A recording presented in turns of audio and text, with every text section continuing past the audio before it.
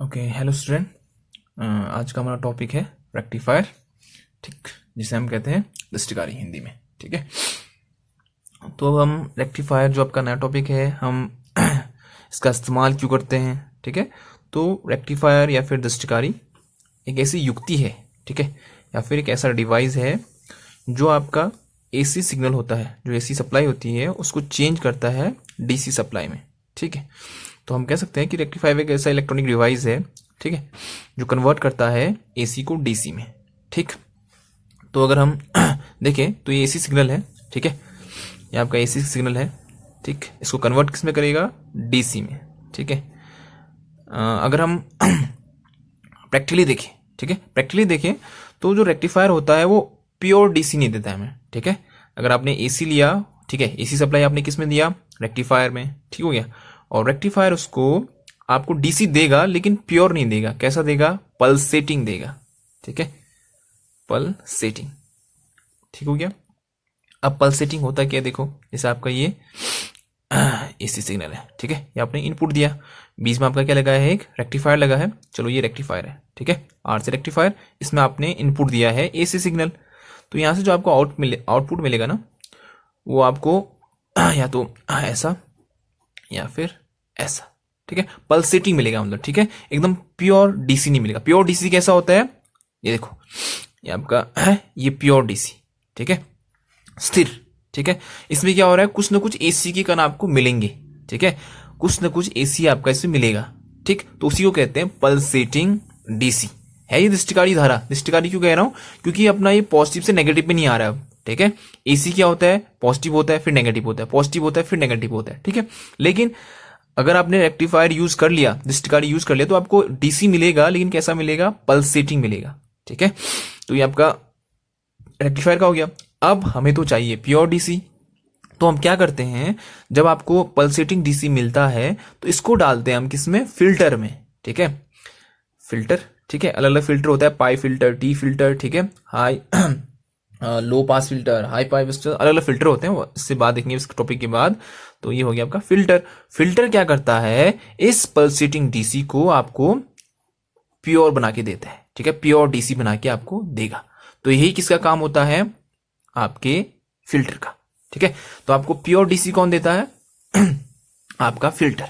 तो लेकिन जनरली पूछा जाता है रेक्टिफायर क्या करता है, तो आप यही कहोगे कि एसी को डीसी में कन्वर्ट करता है। ठीक है, लेकिन आपको देगा क्या, वो पल्सेटिंग डीसी ही देगा। ठीक है, तो ये आपका रेक्टिफायर। ठीक, अब देखो ये मेनली 3 प्रकार के होते हैं। ठीक है, फर्स्ट हो गया आपका हाफ वेव रेक्टिफायर।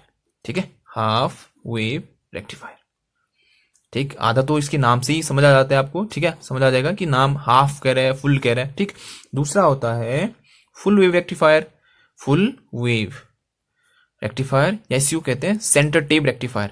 अच्छा चलो, फुल वेव रेक्टिफायर। ठीक है, फुल वेव रेक्टिफायर 2 प्रकार के होते हैं, इसी में चलो हम ऐड कर लेते हैं। ठीक है, फुल वेव रेक्टिफायर कह दिया तो ये 2 प्रकार के होते हैं। एक होता है सेंटर टेप्ड, ठीक है, क्या होता है, सेंटर टेप रेक्टिफायर, और दूसरा होगा आपका ब्रिज रेक्टिफायर। ठीक है, क्या होगा, ब्रिज रेक्टिफायर। ठीक हो गया, चलो फिर हम हाफ वेव रेक्टिफायर को देखते हैं। ठीक है, तो पहले हम सर्किट बना लेते हैं। ठीक है, तो देखो फिर इसमें क्या होता है, ट्रांसफॉर्मर यूज करते हैं हम। ठीक है, एक ट्रांसफॉर्मर हो गया, स्टेप डाउन ट्रांसफॉर्मर। ठीक, ये बीच में म्यूचुअल का कपलिंग है, ये हो गया आपका स्टेप डाउन ट्रांसफॉर्मर। इसमें लगा एक डायोड। ठीक है, एक डायोड का सिंबल है, और जहां पर मैं आउटपुट लूंगा वहां पर मैंने एक रजिस्टर लगा दिया है। ठीक है, लोड को दर्शाने के लिए। ठीक है, लोड को दर्शाने के लिए मैंने यहाँ पर क्या लगा दिया, एक रजिस्टर लगा दिया है। ठीक है, रेजिस्टेंस है ये। ठीक हो गया, यहां से आप क्या दोगे, इनपुट दोगे। ठीक है, ये आपका एसी सिग्नल। ठीक, तो मैं नीचे ग्राफ भी बताता हूं जिससे आपको और अच्छे से समझ आएगा। ठीक है, इनपुट आपने क्या दिया है, एसी, ये आपका एसी। ठीक है, पॉजिटिव नेगेटिव। ठीक है, एसी, ठीक, ये सब मैं पीछे बता चुका हूं आपको। एसी मतलब अल्टरनेटिंग करंट, ठीक है, प्रत्यावर्ती धारा। ठीक है, तो ज्यादा टाइम वेस्ट नहीं करते इसमें, तो हम सीधे सीधे आउटपुट। ठीक है, तो ये हो गया आपका आउटपुट। देखो फिर आउटपुट कैसे मिलेगा आपको। ठीक, देखो मान लो आपने इसको एसी सप्लाई दिया, तो एसी सप्लाई देने पर वैसे यहाँ P या फिर N होता है, चलो पॉजिटिव नेगेटिव से समझाते हैं, वो अच्छे से आपको समझ आएगा। मान लो यहाँ पर क्या हो गया, पॉजिटिव हो गया, ठीक है। इस पॉजिटिव साइकिल के कारण यहाँ पर क्या आ गया, पॉजिटिव आ गया, ठीक है, और यहाँ पर क्या आ गया, नेगेटिव आ गया, ठीक है। ध्यान से सुनना, अभी हम सिर्फ किसकी बात कर रहे हैं, इस पॉजिटिव साइकिल की बात कर रहे हैं। तो इस पॉजिटिव साइकिल के कारण यहाँ पर क्या आ गया, पॉजिटिव, यहाँ पर नेगेटिव, ठीक है। पहले आप सप्लाई यहाँ दोगे, यहाँ पर सप्लाई आता है, फिर म्यूचुअल इंडक्टेंस के कारण सप्लाई यहां जाती है, ठीक है, म्यूचुअल इंडक्टेंस के कारण। तो मान लो यहां पर क्या हो गया, पॉजिटिव हो गया, यहां पर क्या आ गया, नेगेटिव आ गया, किसके कारण, इस पॉजिटिव साइकिल के कारण। मान लो कह रहा हूं, ठीक है, लेट, ठीक है, हम लेट करके मान रहे कि मान लो इस पॉजिटिव साइकिल के कारण यहां पर क्या आ गया, पॉजिटिव आ गया, यहां पर नेगेटिव आ गया, ठीक है। अब चलो इससे पहले डायोड, चलो अब यहीं पर इसको रोकते हैं, डायोड, ठीक है। डायोड का सिंबल ये है। अब आपने जो पीछे अगर चैप्टर में डायोड के बारे में पता नहीं है तो इसको थोड़ा समझ नहीं आएगा आपको, तो अब पहले मैं आपको थोड़ा डायोड बता देता हूं, ठीक है।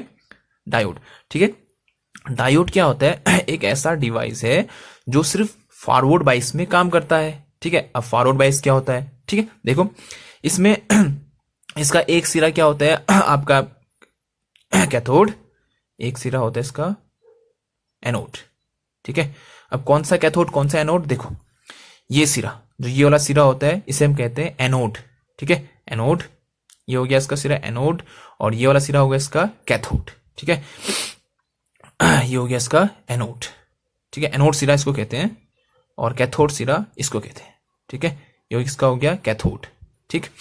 तो फॉरवर्ड बाइस तब आएगा जब एनोड सिरा, जो एनोड सिरा किससे जुड़ना चाहिए, पॉजिटिव से, और कैथोड सिरा किससे जुड़ना चाहिए, नेगेटिव से, तब वाली कंडीशन कहलाती है फॉरवर्ड बाइस। और आपका डायोड होता है तभी काम करता है या फिर तभी आपको आउटपुट देगा जब ये किसमें हो, फॉरवर्ड बाइस में, ठीक है। अगर उल्टा हो, मान लो आपका ये जो डायोड है, अगर मैं इधर नेगेटिव इधर पॉजिटिव जोड़ दूं और इधर नेगेटिव जोड़ दूं, तो ये कंडीशन कहलाती है रिवर्स बाइस की। तो रिवर्स बाइस में काम नहीं करते, आपको आउटपुट कुछ नहीं मिलेगा, ठीक है। तो देखो फिर फर्स्ट इस पॉजिटिव साइकिल के लिए यहां पर पॉजिटिव है, तो ये जो आपका एनोड है यहाँ पर, ठीक है, इसको पॉजिटिव मिल रहा है, और यहां से जो नेगेटिव है इसको यहां से नेगेटिव मिल रहा है, तो ये क्या करेगा, काम करेगा और आपको लोड में आउटपुट देगा।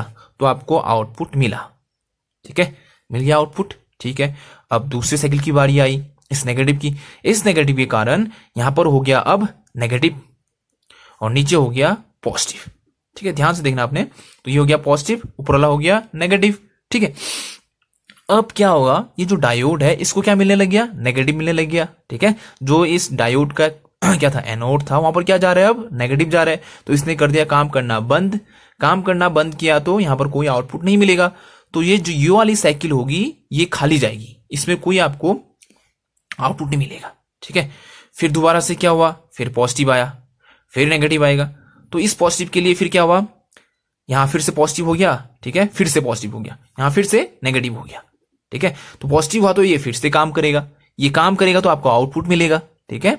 तो ऐसे करके आपको सिर्फ हाफ साइकिल के लिए, ठीक है, देखो जो आपका एसी है ना, वो कंप्लीट साइकिल ये है, पॉजिटिव नेगेटिव मिला के एक साइकिल कंप्लीट, लेकिन आपको आउटपुट सिर्फ किसके मिल रहा है, आधे के लिए, हाफ के लिए, ठीक है। तो एक ऐसा रेक्टिफायर हो गया जो सिर्फ आधे को ही आपको रेक्टिफाई करके दे रहा है, तो इसलिए इसका नाम क्या हो गया, हाफ वेव रेक्टिफायर, ठीक है। तो इसका नाम हो गया हाफ वेव रेक्टिफायर। तो ये आपका हो गया आउटपुट, ठीक है। देखो मिल रहा है, नहीं डीसी नहीं मिल रहा, सॉरी प्योर डीसी नहीं मिल रहा है, मिल रहा है डीसी कैसा, पल्सेटिंग डीसी, ठीक है। तो ये आपका क्या कहलाएगा, हाफ वेव रेक्टिफायर, ठीक है। चलो फिर अब हम देखते हैं फुल वेव रेक्टिफायर, ठीक है।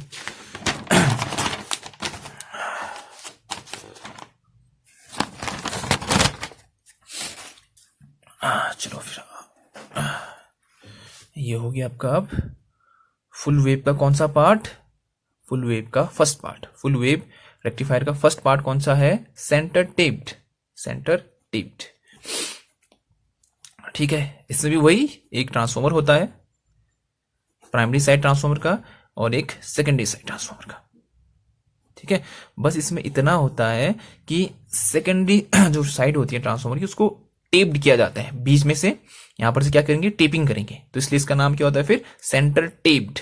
और यहां पर लगा होता है लोड, ठीक है, रेजिस्टेंस है, तो उसको मैंने लोड ले रखा है, जहां पर मुझे क्या मिलेगा, आउटपुट मिलेगा, ठीक है।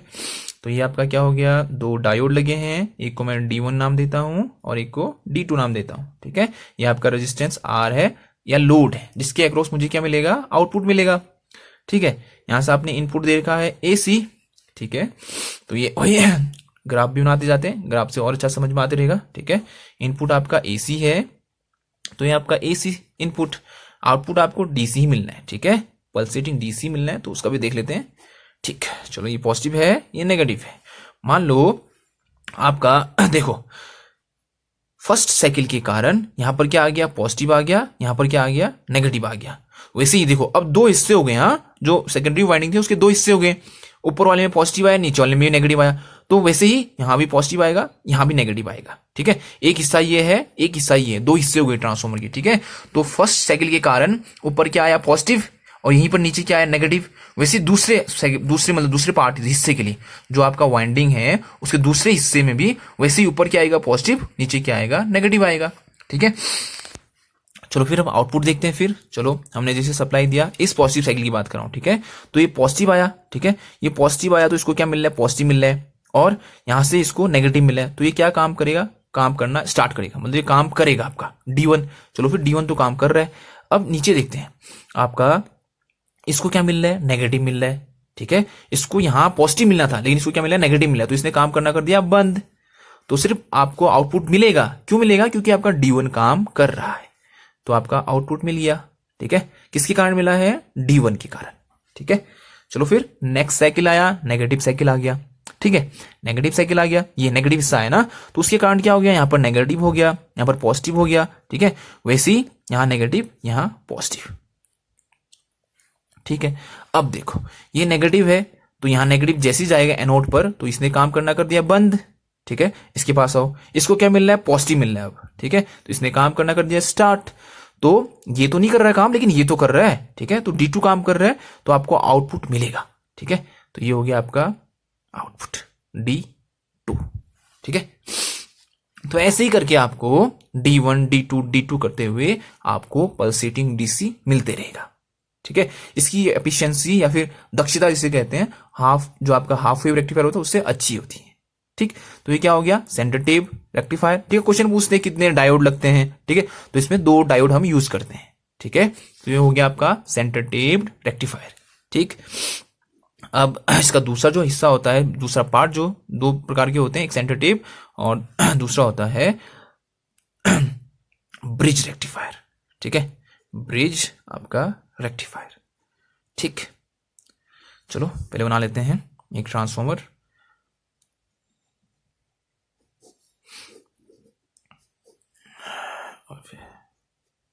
ठीक है, ये होगा। अब इसमें बनाने हैं डायोड, ये बहुत पूछा जाता है क्वेश्चन इसमें कि कितने डायोड यूज होते हैं, ठीक है।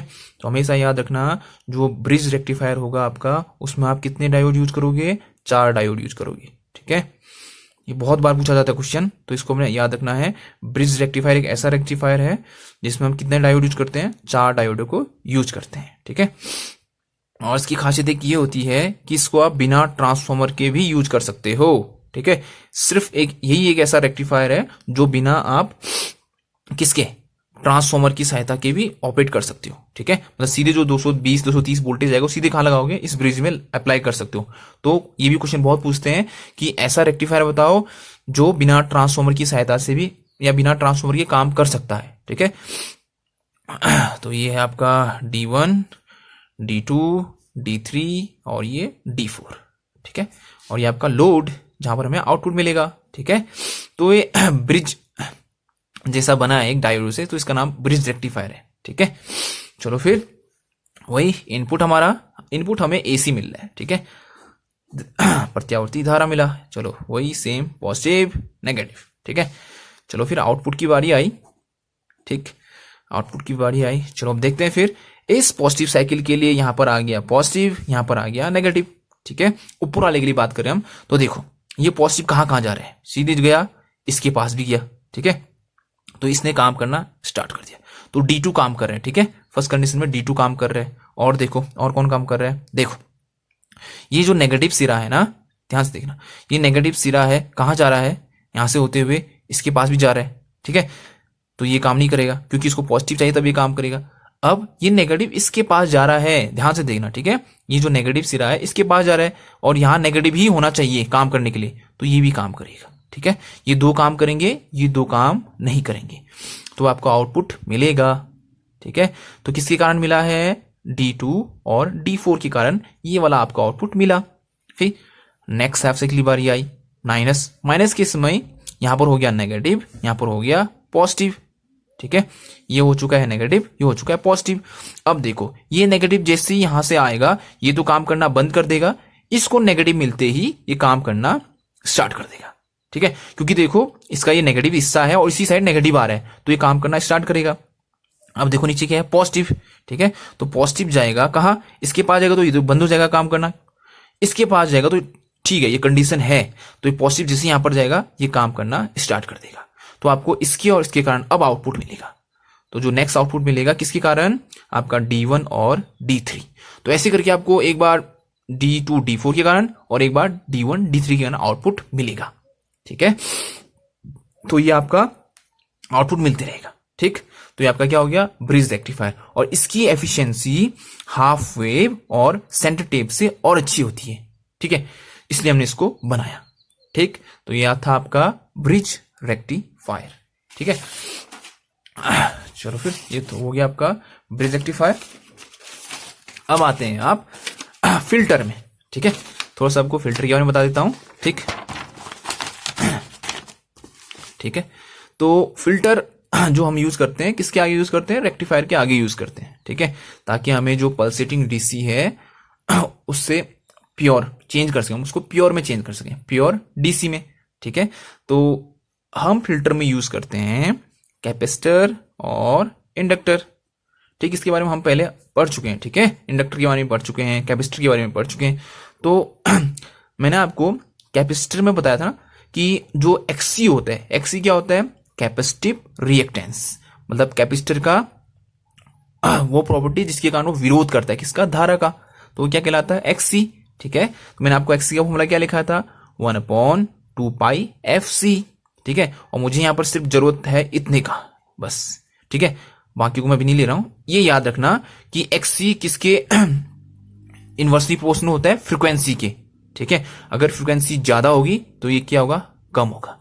वैसे आपको इंडक्टर की केस में जो विरोध या फिर इंडक्टर के द्वारा जो करंट के लिए विरोध उत्पन्न किया जाता है उसे क्या कहते हैं? आपका XL, इसे कहते हैं इंडक्टिव रिएक्टेंस। ये क्या था? Capacitive reactance. ये क्या है? Inductive reactance. तो इसका फॉर्मूला क्या होता है? XL = 2πfc, ठीक हो गया।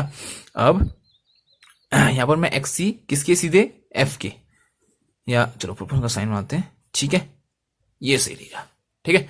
चलो फिर अब देखो, मान लो आपका डीसी सिग्नल है, ठीक है, और एक एसी सिग्नल है। आगे क्या लगा है? एक कैपेसिटर लगा है, ठीक है, और एक इंडक्टर लगा है, ठीक है। देखो डीसी के पास ना आवृत्ति नहीं होती है, डीसी के केस में फ्रीक्वेंसी कितनी होती है? 0, ठीक है।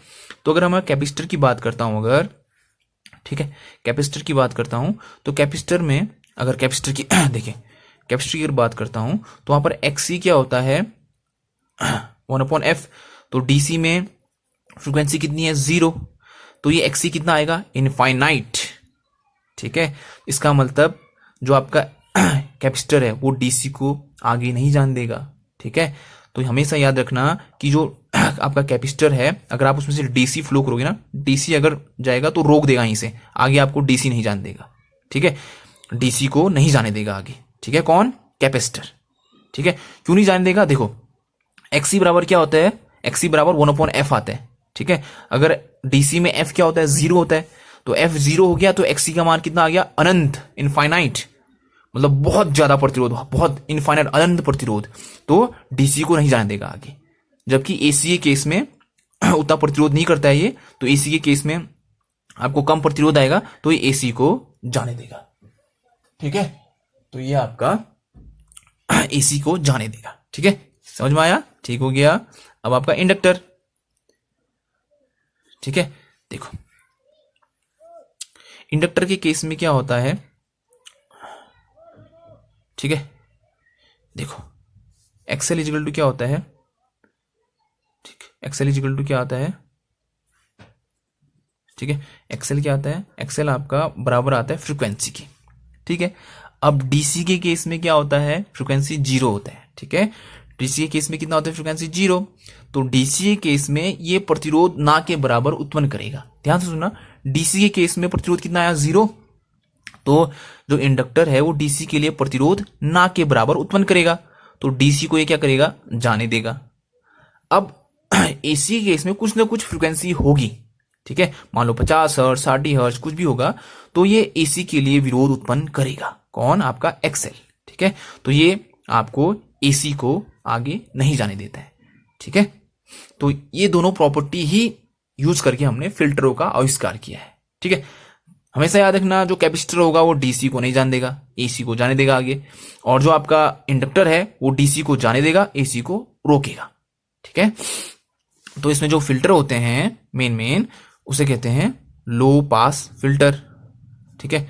एक होता है लो पास फिल्टर, ठीक। देखो, आपने एक ग्राफ लिया, उसमें एक फिल्टर को फिक्स कर दिया 50 हर्ट्ज। अब लो पास फिल्टर मतलब क्या होता है, वो सारे फ्रीक्वेंसी जो इससे नीचे होंगे 50 हर्ट्ज से नीचे, उसको तो ये जाने देगा, ठीक है। लो पास फिल्टर मतलब इस 50 हर्ट्ज से जितने भी फ्रीक्वेंसी नीचे होंगे, जैसे 35, 30, 49, 48, ठीक है, उनको क्या करेगा, ये आगे जाने देगा। अगर ये लो पास फिल्टर है, ठीक, तो अगर मैं यहां से कोई सप्लाई दे रहा हूं, उसकी फ्रीक्वेंसी 50 हर्ट्ज से नीचे है, तो उसको जाने देगा। तो इसे क्या कहते हैं, लो पास फिल्टर, ठीक है। अब नेक्स्ट आता है हाई पास फिल्टर, ठीक है, high pass filter. High pass filter में क्या होता है, आपने एक स्टैंडर्ड फिक्स कर दिया, एक फ्रीक्वेंसी फिक्स कर दी, उससे ऊपर जितने भी फ्रीक्वेंसी होंगे उसको जाने देगा, लेकिन अगर उससे नीचे कोई फ्रीक्वेंसी है उसको नहीं जाने देगा, ठीक है। हाई पास मतलब हाई वाले को जाने देगा, ठीक है। तो आपने अगर 50 हर्ट्ज फिक्स करके है, तो उससे ऊपर जितने भी फ्रीक्वेंसी होगी उसको वो जाने देगा अपने में से, लेकिन उससे नीचे वाले को रोक देगा, ठीक है। तो इसे कहते हैं हम हाई पास फिल्टर, ठीक है। ठीक, अब आता है बैंड पास फिल्टर, ठीक, बैंड पास फिल्टर। देखो, आपने क्या कर दिया, एक बैंड बना दिया कि 20 हर्ट्ज से 50 हर्ट्ज, ठीक है, 20 हर्ट्ज से 50 हर्ट्ज। तो बैंड पास फिल्टर क्या करता है, इनके बीच में जो भी फ्रीक्वेंसी होगी 25, 26, 49, 39, कुछ भी, उनको तो ये जाने देगा। जैसे आपने कोई सिग्नल अप्लाई किया, उसका फ्रीक्वेंसी मान लो कितना है 25, वो चेक करेगा कि इनके बीच में आ रहा है नहीं आ रहा है, आ रहा है तो उसको जाने देगा। अगर मान लो जो आपने सप्लाई दिया है उसकी फ्रीक्वेंसी है 10 हर्ट्ज, इसमें आ रहा है नहीं आ रहा है, तो उसको रोक देगा, ठीक है। तो उसे क्या कहते हैं, बैंड पास फिल्टर, ठीक है। नेक्स्ट होता है बैंड स्टॉप फिल्टर, ठीक है, बैंड स्टॉप फिल्टर। अब देखो, ऐसी फ्रीक्वेंसी, अगर बैंड स्टॉप में क्या होता है, अगर इसके बीच में वाला आता है, मान लो कि आपने 25 हर्ट्ज वाला सप्लाई दिया, तो क्या करेगा, चेक करेगा इस बैंड में मैच करेगा, आ रहा है, तो उसको नहीं जाने देगा। तो बैंड स्टॉप में क्या होता है, बाकी सबको जाने देगा, उन्हीं को नहीं जाने देगा जो इसके बीच में आएंगे, ठीक है, जो इसके बीच में जो फ्रीक्वेंसी आएगी उसको नहीं जाने देगा। सेम किसका उल्टा, बैंड पास का उल्टा हो गया। बैंड पास में क्या होता है, इसके अंदर वालों को जाने देता है, इसके अंदर की रेंज वालों को, लेकिन बैंड स्टॉप में उल्टा होता है, इसके अंदर वालों को नहीं जाने देगा, बाकी सबको जाने देगा, ठीक है। तो इसे हम कहते हैं बैंड स्टॉप फिल्टर, ठीक। एक इंपॉर्टेंट फिल्टर और होता है इसमें, पाई फिल्टर, ठीक है, बहुत इंपॉर्टेंट फिल्टर है पाई फिल्टर, ठीक। वो कैसे बनता है, देखो, एक कैपेसिटर, एक इंडक्टर और फिर एक कैपेसिटर, ठीक है। यहां से इनपुट आएगा आपका और यहां आपका आउटपुट मिलेगा, ठीक है। अब देखो, यहां से आपने क्या दिया, पल्सेटिंग डीसी आया, कहां से, यहां से, यहां पर जैसे ही पहुंचा, उसके बाद दो रास्ते, यहां भी रास्ता है, यहां भी रास्ता है, ठीक है। अब नीचे क्या है, आपका कैपेसिटर है, ठीक है। मैंने आपको बताया था कैपेसिटर क्या करता है, डीसी को नहीं जाने देता है, तो दोनों गए यहां पर, तो डीसी तो रास्ता ही नहीं जाने के लिए, एसी चले गया, ठीक है, एसी नीचे को आ गया, ठीक है। अब ऊपर क्या बचा, सिर्फ डीसी बचा, तो डीसी अब ऐसा नहीं कि पूरा का पूरा एसी चले गया, कुछ एसी, हल्का सा एसी रह जाएगा, वो फिर आगे जाएगा। अब इंडक्टर के पास पहुंचे, इंडक्टर क्या करता है, आपको डीसी को जाने देता है आगे, चलो डीसी चले गया, एसी को ये रोक देगा। अब कुछ एसी यहां पर रुक जाएगा, ठीक है, क्योंकि इंडक्टर एसी को नहीं जाने देता है, तो कुछ एसी यहां पर रुक गया। अब फिर यहां पर पहुंचे, अब हल्का सा एसी फिर भी रह गया डीसी में, तो अब नीचे यहां भी रास्ता है, यहां भी रास्ता है, तो नीचे जैसे पहुंचेंगे ये क्या करता है कैपेसिटर, डीसी को तो जाने देगा लेकिन एसी को जाने देगा, तो हल्का सा एसी जो करंट बचा होगा उसको पास कर देगा। तो आपको यहां पर सिर्फ क्या बचेगा, प्योर डीसी, जो आपके आउटपुट में आपको प्राप्त हो जाएगा। ठीक है, तो इसे कहते हैं हम पाई फिल्टर। तो ये फिल्टर किसका खेल है, कैपेसिटर और इंडक्टर का। ठीक है, तो हमने ये रेक्टिफायर टॉपिक कंप्लीट किया। ठीक है, okay friends, stay home, stay safe.